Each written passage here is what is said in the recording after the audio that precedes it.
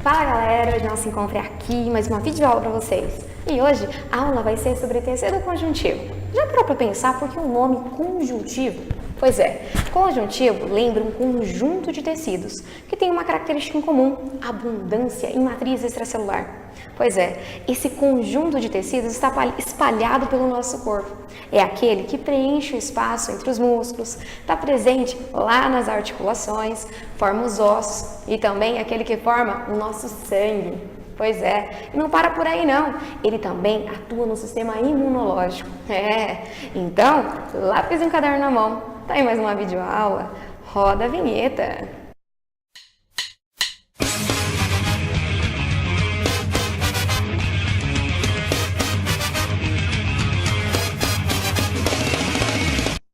Voltando aqui para o exercício de gravação, vamos entender aí de casa como é que o tecido conjuntivo está organizado.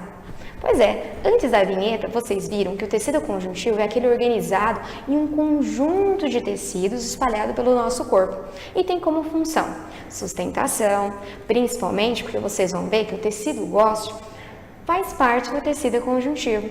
Ele também é responsável pelo transporte do oxigênio ao longo do nosso corpo e também nutrientes, porque o tecido sanguíneo é um tecido conjuntivo. Além disso, faz parte do sistema imunológico, até porque nós temos células de defesa incluídas no tecido conjuntivo. Além disso, ele atua como reserva energética, porque os adipócitos fazem parte do tecido adiposo, que é um tecido conjuntivo. Então, uma série de funções estão agregadas ao nosso tecido conjuntivo. Para vocês entenderem tudo isso, é necessário que vocês entendam primeiro as características básicas que constituem o tecido conjuntivo. Quais seriam essas características? Primeiramente, o tecido conjuntivo é constituído por células mais matriz extracelular. Quem seriam essas células? Nós elencamos aqui 5 células. Começaremos lá pelos fibroblastos. Os fibroblastos são células que se originam lá da mesoderma, a partir das células mesenquimais, que são células-tronco. Essas células-tronco dão origem aos fibroblastos. Blastos quer dizer alta atividade metabólica. À medida que elas caminham, elas vão produzindo fibras, que seriam fibras elásticas, colágenas e reticular. Vamos ver aqui? Olhem só, o número 1 representa os fibroblastos. Os fibroblastos produzem a letra A, que são as fibras colágenas, são responsáveis pela resistência à tensão. O que seria isso? É como se eu pegasse um giz e separasse. Ok, você separou um giz. Mas se eu tivesse fibra colágena aqui, não separaria não, porque as fibras colágenas são responsáveis pela resistência à tensão. Além disso, os fibroblastos são responsáveis pela produção de fibras colágenas, mais finas, que eu não dou o nome de fibras colágenas, mais fibras reticulares. Olhem só, representadas pela letra B. Essas fibras reticulares também formadas por colágeno, só que contudo bem mais finas do que as fibras colágenas, são encontradas em órgãos produtores, por exemplo, de linfócitos. Quem seriam elas? Por exemplo, medula óssea vermelha. Então, eu encontro em tecidos delicados. E também posso encontrar, por exemplo, lá no timo, ou mesmo posso encontrar no baço, formando, por exemplo, um tecido reticular. Então, as fibras reticulares surgem da mesma linhagem das fibras colágenas, constituída também pelo colágeno, só que nesse caso, bem mais fino.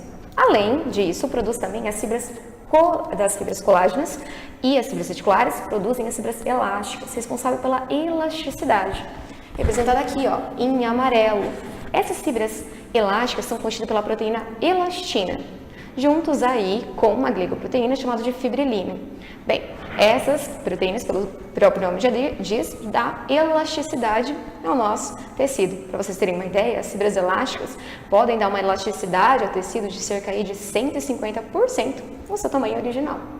Além dos fibroblastos, nós também temos a presença dos macrófagos. Os macrófagos são células de defesa. Como assim? São células que fagocitam restos celulares ou mesmo substâncias estranhas. Existem os macrófagos fixos, por exemplo, aqueles encontrados nos alvéolos e também no baço. Mas também existem os macrófagos migratórios. Estão representados aqui pelo número 2. Além disso, nós temos os plasmócitos. Os plasmócitos são células que produzem anticorpos, que se ligam a bactérias, por exemplo, neutralizando a sua ação. Além disso, nós temos também os mastócitos, que estão presentes ao longo dos vasos sanguíneos de um tecido conjuntivo. Qual que é a função? Produz histamina. Histamina é uma substância vasodilatadora, que é ideal para onde? Por exemplo, um processo aí de inflamação, aonde os vasos têm que se tornar aí mais permeáveis, então causando aí uma vasodilatação. Mas não é só isso não. Pesquisadores descobriram que os mastócitos podem ligar com bactérias, permitindo a digestão dessas bactérias e destruindo logo em seguida. Além disso, nós vamos encontrar dentro do tecido conjuntivo os adipócitos, que são células responsáveis pelo armazenamento de triacilglicerol, que são células aí então de estoque energético.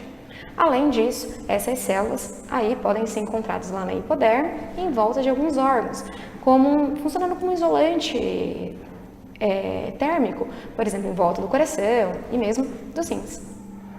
Além das células, que constituem, nós também temos aí a matriz extracelular. Quem seria a matriz extracelular, que é tão abundante no tecido conjuntivo? A matriz extracelular é constituída por substância fundamental. Quem seria a substância fundamental?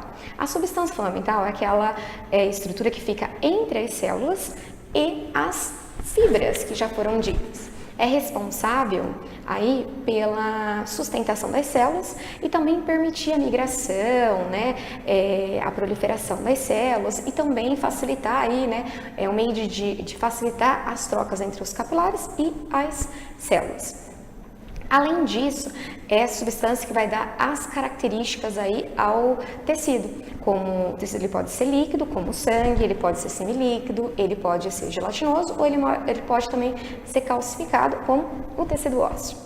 Além disso, a matriz extracelular, que contém a substância fundamental, dá a essa substância fundamental, além dessas características, tem as propriedades aí de atrair moléculas de água, mas isso vai depender da sua composição. Por exemplo, a substância fundamental ela é constituída por água, que é uma característica dela, mais compostos orgânicos. Quem seriam esses compostos orgânicos? Como os polissacarídeos, que seria o ácido hialurônico, mais sulfato de condroitina, sulfato de dermatano e sulfato de queratano. Quem se lembra do início da videoaula aí? Ácido hialurônico. O ácido hialurônico tem capacidade de atrair moléculas de água, tá? E é muito utilizado aí para tratamentos estéticos. O sulfato de condroitina é responsável pela resiliência da cartilagem, que seria o quê? Ela tem a capacidade de se deformar e voltar ao seu estado normal. É como se eu pegasse aqueles travesseiros, sabe? Que deformam e depois volta à sua estrutura normal. Mais ou menos assim. Aí, então, além da substância fundamental, que é presente lá na matriz extracelular, nós contamos também com as fibras proteicas, que seriam quem? As elásticas, a colágeno e a reticular. Mas como eu classifico o tecido conjuntivo? Voltando aqui para esse de gravação, vamos entender aí de casa como eu classifico os tecidos conjuntivos. Bem, os tecidos conjuntivos eles são classificados de acordo com o componente predominante aí ou de acordo com a sua organização estrutural. Para isso, então, o tecido conjuntivo ele tem aí três classes principais. Quem seriam elas? O tecido conjuntivo propriamente dito. O que seria o tecido conjuntivo propriamente dito? Foi tudo o que eu disse até agora sobre o tecido conjuntivo. Constituído por células, por matriz extracelular, enfim. Tem todos os componentes aí de um tecido conjuntivo. Aí, em seguida, vem um tecido conjuntivo de propriedades especiais. É onde vai ter uma característica especial. Como assim? A predominância de uma célula especial ou de uma fibra. Mas também nós vamos já ver cada um deles. E também o tecido conjuntivo de sustentação. Isto é, aquele que forma um arcabouço ósseo. Vamos lá, então, começar pelo tecido conjuntivo propriamente dito. O tecido conjuntivo propriamente dito, ele está representado pelo tecido conjuntivo frouxo e pelo tecido conjuntivo denso. Frouxo. De onde vem esse nome frouxo? Aí logo você de casa vai pensar, frouxo quer dizer algo que não dá muita resistência. Exato, é por aí que vocês têm que pensar. Não dá muita resistência, porque é um tecido sem forma definida. É um tecido que serve para preencher espaço. É um tecido que serve para nutrir o tecido epitelial. Fica logo abaixo do tecido epitelial. É aquele que forma a lâmina própria. É aquele que encontra-se preenchendo o espaço entre os músculos, bem como as camadas de um vaso sanguíneo. É também encontrado lá na derme papilar. Embora ele tenha todos os componentes de um tecido conjuntivo, eu encontro duas células em maiores concentrações aqui no frouxo, que seria os macrófagos e os fibroblastos. Além do tecido conjuntivo frouxo, eu vou encontrar, dentro do tecido conjuntivo propriamente dito, o tecido conjuntivo denso. Por que denso? Aí logo você pode pensar, denso porque é pesado. É, justamente por isso, pesado. E pesado a gente tem que pensar numa fibra que seja espessa. E de todas as fibras que eu havia dito para vocês, é o colágeno que é o mais espesso. Fibra, colágeno. Então, além de ter todos os componentes que um tecido conjuntivo tem, ela tem abundância em fibras colágenas. Só que essas fibras colágenas, elas podem estar organizadas ou não organizadas. Se elas estiverem organizadas de acordo com uma tensão, ela é chamada de tecido conjuntivo denso modelado. Agora, se suas fibras estiverem espalhadas, aí, de acordo com tensões em vários sentidos, é tecido conjuntivo denso não modelado. O tecido conjuntivo denso, ele serve para resistir aí a grandes tensões. Então, é um tecido de resistência. O tecido conjuntivo denso, vocês vão ver daqui a pouquinho, onde eu vou fazer alguns desenhos aí para esquematizá-lo. Agora, partindo para o tecido conjuntivo de propriedades especiais. Quem seriam eles? O primeiro é o tecido adiposo. Por que adiposo? Porque há a predominância de adipócitos. Só que o tecido adiposo, ele pode ser classificado em tecido adiposo multilocular, porque ele tem abundância em adipócitos multiloculares, que são as células responsáveis pela produção aí de calor. Suas mitocôndrias, elas têm uma proteína, e essa proteína, ao invés de ela converter um fluxo de prótons em ATP, converte esse fluxo em calor, que é chamado de termogenia. Na verdade, vocês tiveram já uma aula de tecido adiposo lá no nosso canal. Então é só vocês procurarem lá tecido adiposo que vocês vão encontrar. O tecido adiposo do tipo unilocular é um tecido de reserva energética. Então ele estoca energia, tá? Além de modelagem do corpo, coxinha absorvente de choques, enfim. Mas entre não nessa videoaula que vai estar tudo bem explicadinho. O próximo tecido é o elástico. Não é muito encontrado no corpo. A predominância de fibras elásticas. Qual é o local onde eu mais encontro? Nos vasos da base cardíaca e também é encontrado no ligamento amarelo da coluna vertebral. Quando há muita concentração de fibras elásticas, dá uma característica amarela, que é bem a cor aí da fibra elástica. Um outro tecido é o tecido mucoso. Esse é lá do cordão umbilical. Por que ele é mucoso? Porque ele tem uma alta concentração de ácido hialurônico. E ácido hialurônico tem uma tendência a atrair moléculas de água, tornando ali a matriz extracelular gelatinosa. Forma aqui o cordão umbilical. Agora, o tecido conjuntivo reticular. Por que reticular? Porque ele é constituído por fibras reticulares e células reticulares. Ele vai formar uma trama, no qual ele vai sustentar órgãos moles. Esse tecido, ele também é considerado como hematopoético, porque é formador de células do sangue. Pode ser encontrado na medula óssea vermelha, aí ele vai receber o nome de tecido mieloide, ou também pode ser encontrado lá no sistema linfático, como por exemplo nos órgãos linfóides, como o baço, o timo, os nódulos linfáticos, enfim, aí ele recebe o nome de tecido linfóide, ok? O próximo tecido, que é o tecido conjuntivo de sustentação, onde dá sustentação ao nosso corpo, formando, por exemplo, nossos ossos, que é um órgão, ok? E nesse caso, falando de tecidos. Aí, eu tenho o tecido conjuntivo ósseo e também o tecido cartilaginoso, onde vocês vão ver aqui em detalhes. Vamos lá, então? Pois bem, agora voltando aqui no caso do tecido conjuntivo propriamente dito, mas no caso do tecido conjuntivo denso. Quando as fibras colágenas elas estiverem direcionadas em várias direções não específicas, distribuídas em diversas áreas, como para direcionar várias tensões, eu considero o tecido conjuntivo como tecido conjuntivo denso não modelado. Nesse caso, as fibras colágenas estão espalhadas e os fibroblastos que produzem essas fibras colágenas também. Olhem só. Aqui é como se a tensão ela tivesse espalhada para várias regiões. Bem como aí, ó, os seus fibroblastos não se encontram alinhados. Esse é o típico exemplo, por exemplo, da pele panaderme profunda. Então, aqui é o tecido conjuntivo denso, não modelado, porque a tensão está distribuída para várias regiões. Agora, no segundo exemplo, eu tenho aqui a ampliação do tendão. Nesse caso, o tendão ele é branco. Por que é branco? Porque tem alta concentração de fibras colágenas. Essas fibras colágenas estão organizadas numa única direção. Quer dizer o quê? Essas fibras colágenas estão modeladas. Estão em paralelo umas sobre as outras e os seus fibroblastos estão alinhados.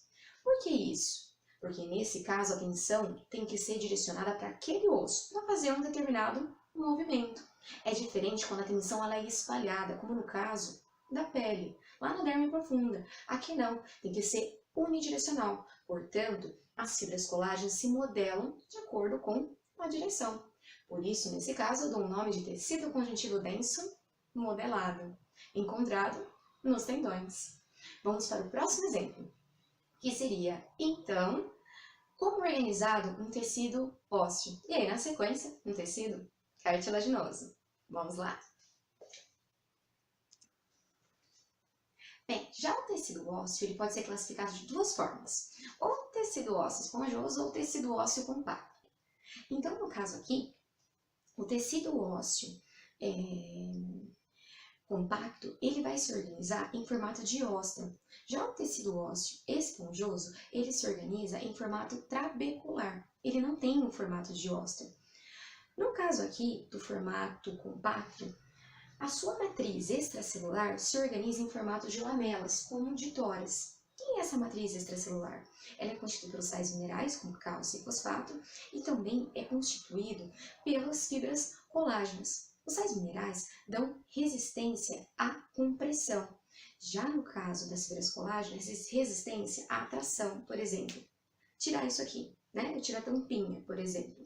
Isso aqui é uma resistência à tração, eu consegui tirar. Mas no caso do osso, por que ele não se separa? Porque eu tenho as fibras colágenas, o que dá resistência à tração. Tanto os sais minerais como as fibras colágenas se organizam em formato de lamelas. Nessas lamelas existem lacunas, que estão preenchidas pelos osteócitos. Os osteócitos são responsáveis pela manutenção da matriz óssea. E os osteócitos se comunicam através de prolongamentos celulares. Esses prolongamentos, eles tomam os canalículos das lamelas até alcançar o canal central, que é onde contém vasos sanguíneos, mas ali também encontra-se nervos.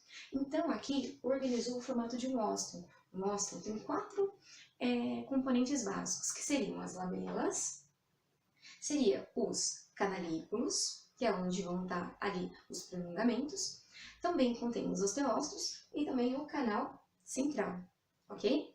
Já no caso do osso esponjoso, ele não tem o ósteo, só que ele se organiza de um formato aí também lamelar, só que os seus espaços eles são ocupados por medula óssea vermelha, ok? Já o tecido cartilaginoso é um tecido que não tem vasos sanguíneos e nem nervos. Na verdade, ele vai depender do tecido estar próximo a ele para receber nutriente via difusão. Ele é constituído por duas células principais, que seria o condroblasto, que tem alta atividade metabólica, que produz fibras e também produz a substância fundamental, ok? As principais fibras encontradas no tecido conjuntivo cartilaginoso são as fibras colágenas, só que é uma fibra colágena diferente da fibra colágena do tecido ósseo, porque atrai mais moléculas de água. E também é constituído por fibras reticulares. No caso das suas principais células, nós iremos encontrar, no caso aqui, os condroblastos e os condrócitos. Só que os condrócitos, eles vão estar aqui, ó, presentes no interior de lacunas. Como vocês podem ver aqui, ó, são as lacunas, ok? Aonde eu posso encontrar cartilagem? Cartilagem é encontrado, por exemplo, formando os anéis traqueais, na epiglote, na orelha externa, Ela é precursora aí para os ossos longos, porque as fases iniciais de um osso longo é nada mais nada menos do que uma cartilagem, um molde de cartilagem, com ossificação endocondral, que já tem uma videoaula, inclusive, postada aí com a ossificação endocondral. Além disso, a cartilagem ela continua em algumas regiões do corpo, por exemplo, no septo nasal. E também ela é responsável pelo crescimento do osso em comprimento, lá na cartilagem epifisial. E aí, com o passar do tempo, ela é substituída por osso, e aí o crescimento no sentido de comprimento para, ok? A cartilagem, ela é muito mais resistente do que um tecido conjuntivo denso ou mesmo um tecido conjuntivo frouxo. A sua capacidade de resistência se deve às fibras colágenas. Contudo, a sua resiliência. O que é resiliência? É a capacidade que ela tem de se deformar e voltar ao seu estado natural. É como aqueles travesseiros que a gente deita, aí ela se adapta ao formato da nossa cabeça. E depois volta ao normal quando a gente deixa a pressão. Então, volta ao seu estado normal. Isso se deve à substância fundamental, que é um polissacarídeo chamado aí de sulfato de condroitina, ok? Então, essas são as características básicas do tecido conjuntivo cartilaginoso. Então, se vocês gostaram da videoaula de hoje, não esqueça, dê um like nos nossos vídeos e também se inscreva no nosso canal. Aproveita para ative no sininho para acompanhar as próximas videoaulas. Até lá!